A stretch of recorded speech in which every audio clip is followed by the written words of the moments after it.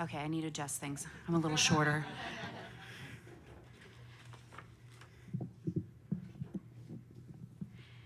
All right. I met Ellen my sophomore year in college. She lived across the hall in the dorm, quiet, studious, built like a linebacker, and dressed in faded jeans and black Adidas at a time when girls' fashion was either 90s grunge or glam. She kept to herself and didn't get caught up in drama. So when my best friend Joan and I were looking for a third person to split the cost of a pricey Boston apartment, Ellen came to mind. Joan wasn't so sure. She'd had her share of household drama that year, enduring drugged-out roommates in a cockroach-infested apartment building. As long as she's neat, Joan insisted. I relayed that to Ellen, who smiled shyly and agreed silently to Joan's terms. We signed a 2-year lease for a charming third-floor, 2-bedroom, 1-bath walk-up with a large bay window overlooking a tree-lined avenue. 1 small bedroom in the front, 1 large back bedroom with 2 closets. Idyllic. We agreed to rotate the bedrooms each semester and adjust the rent accordingly. The weekend we moved in, Joan and I were in the back room arranging our space. A horrific noise came from the front. I'd only ever read the phrase, gnashing your teeth, but that's the best way to describe it. A gut-wrenching wail that shreds the heavens when the Trojan women learn their husband's tragic fate. Epic sorrow. So Joan and I immediately rushed to the front room to find Ellen on the phone, in a heap on the floor, screaming something unintelligible that ended with, "Why don't you love me?"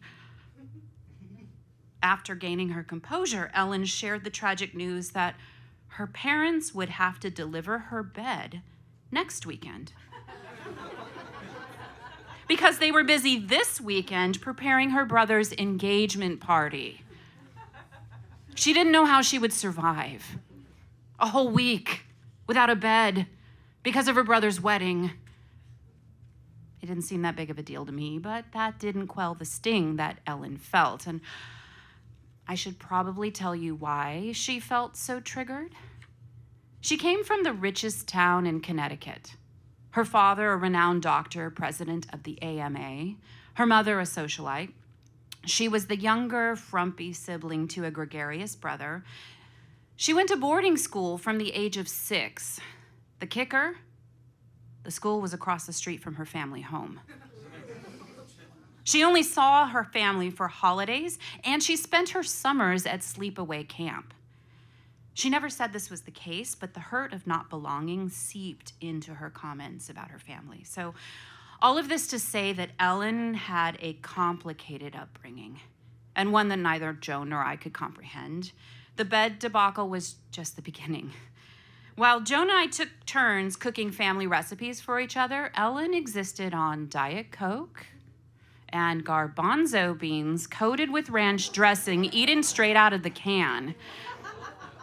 For variety, she would sometimes go gourmet with blue box Kraft mac and cheese and a chaser of Haagen-Dazs ice cream. Now, don't get me wrong, I didn't care what she ate. The issue was she never threw away a thing, leaving dirty dishes and trash alike to rot. We tried everything to get her to take responsibility for her mess. Joan devised a rotating cleaning schedule until we realized Ellen had never touched the bathroom. When confronted, Ellen admitted she'd never cleaned a toilet and didn't know how.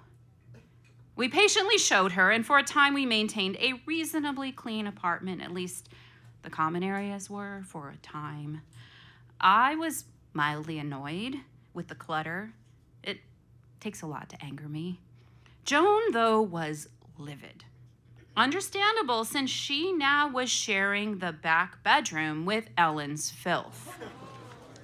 That semester ended with an explosion, Joan threatening to break the lease if she ever had to room with Ellen again. And I promised she wouldn't. She could even have the single when we returned.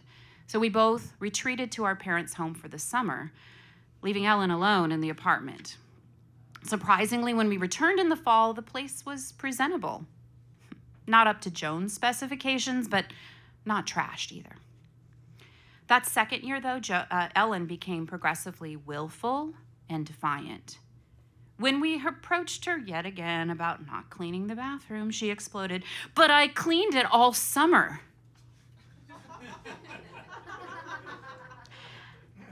And then her mess began oozing into the family room. Joan and I reasoned. We'd instructed, and if I'm honest, we also bullied her a little bit, eating her ice cream and putting the empty carton back in the freezer with a thank you note inside. And that was met with a tirade and Ellen retreating even more into herself. So this time we tried something different. We waited. Ellen didn't notice. She dirtied every pot, pan, dish, utensil, and we figured at some point she would wash something. Oh no. Instead, she showed up with plastic utensils and paper plates. Great, more trash for her to redecorate the place. And so, yet again, Joan and I would tire of Ellen's hovel and we'd cave, cleaning so we could breathe. And then the blank canvas would be ready for Ellen's modern art trash assemblage to reemerge. Lather, rinse, repeat. Except each time, Ellen's carnage inched more and more into our shared space. Joan at least now had the single as an escape. I was surrounded at every turn with filth, my only oasis behind an imaginary line on my half of the bedroom. But still, we waited until her trash had nowhere else to go but my side of the room. Frustrated, I took the invasive debris, I put it on her unmade bed. You remember the bed she lost her mind over? Yeah, that one. I was sitting on my bed reading, and she returned from class, and I honestly didn't expect what happened next. Ellen shrieked, "Did you put this on my bed? Never put anything on my bed." Apparently, there was one place she wanted to keep pristine. An idea began to germinate. I hate to admit it, but my patience had deteriorated, and I had reached a level of frustration that bordered on homicidal. But I checked myself. I don't get angry. I intellectualize away my emotions. After all, it was only a few weeks until winter break and then the final semester of our senior year. Ellen could return to the single, and neither Joan nor I would ever have to share a room with her again. But the damage was done. That final spring semester, Ellen's mess continued to mushroom into our world. I tried retreating into ignorance again, but something inside me had changed. And one evening, as I was leaving for class, I tripped over one of Ellen's discards in the hallway, and I snapped. And when I finally do get angry, I don't yell. I get quiet. I get even. So all sound evaporated. I felt my eyes flash blackness. And then I zeroed in on the minute details of Ellen's debris. 15 goddamn Coke bottles glistening with trails of ants. 7 garbanzo bean tins crusted with ranch dressing, fucking ranch dressing. Each item a personal insult, and I knew what I had to do. I had to skip class. I had to put a stop to this. Piece by piece, I methodically placed each sticky bottle, crusty can, dirty dish on her unmade bed, stacking layer after layer of filth on her sacred space. And as a final statement, I pulled the sheets, blankets, and comforter over the heap, neatly arranging her pillows on top of the garbage dump. I then sat on the futon couch that faced the door, watching, waiting, silent. Not long after, Joan came home. She saw my face and she knew something was terribly wrong. I'm sure I looked like Norman Bates at the end of Psycho. "Look in Ellen's room," I said casually. And she opened the door and gasped and said, "I don't want to be here for this." Because Joan was smart and valued her safety, she quickly left. But I continued waiting in silence. What seemed like hours later, keys jangled in the door and Ellen appeared. I smiled and said nothing. She dropped her keys and bag on the floor in the entryway, typical, and then opened the door to her room. A low wail simmered into the shriek of a gutted pig, rivaling the gnashing of teeth that I'd heard the year before. Fitting, since the source of her anguish was the very same object, her beloved bed. She stormed out, and the confrontation began. "I told you not to put anything on my bed." "I told you to pick up your shit."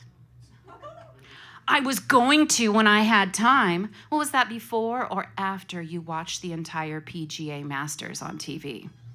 And it erupted into a full-blooded catharsis. And as Ellen became more and more unhinged, insulting me, my boyfriend, my life choices, I smugly doubled down on my composure, which only made her more of a lunatic, which escalated into us dividing our possessions like a messy divorce. "You can't use my bookshelf." "Fine, you can't use my pots and pans." "Then you can't use my futon." "I don't care if I sit on the floor, but then you can't watch my TV." And I'd hit the jugular.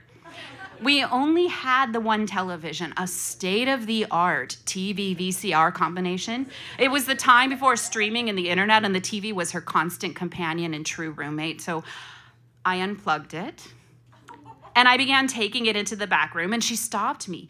"Don't be petty." Petty? I erupted into laughter. "Put the TV back," she insisted. "Why should I? I don't want to live in your filth." Silence.